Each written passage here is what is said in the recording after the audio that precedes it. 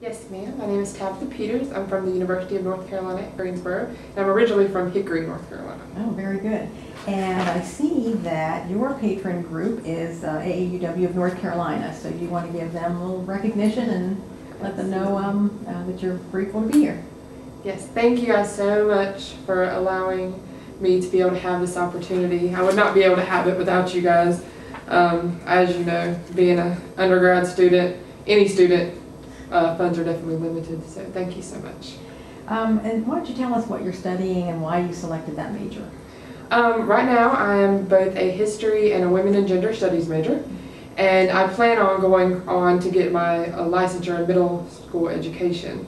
So I chose history because I want to be a social studies teacher, and I actually didn't choose women and gender studies, it chose me. I got so interested in the classes that I ended up majoring in it on accident.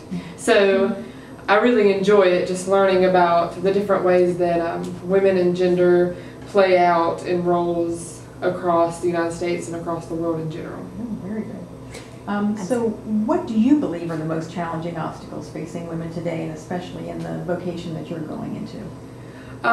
Right now, and especially through some of the discussion that we had today, I'm realizing that it's not only men that are placing these social constructs. There's a lot of women who seem to have a little bit of, I don't know, animosity towards other women, and they judge them on the way they dress. And I think until we can find a way to be okay with ourselves, women as a whole, we can't expect others to. I think especially in the middle school field, when I think about that, I've been in middle schools, I've interned in middle schools, and middle school children can be very mean to each other.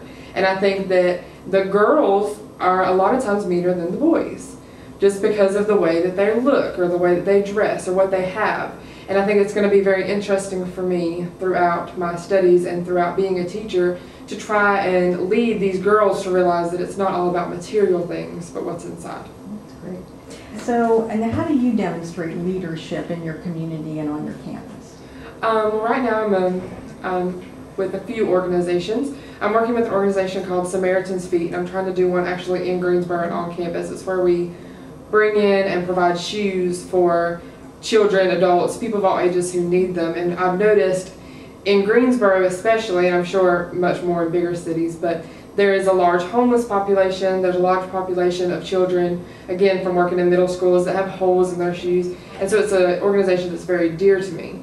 And then I'm also working with a group that is launching a summer reading program for middle school and high school students. So I'm looking forward to starting on that endeavor, which I haven't done yet. But great. Okay. I really appreciate everything that you have done for me, North Carolina AAUW.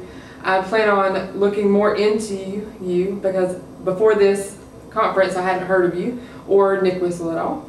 So I really appreciate you guys, and I look forward to working with you in the future.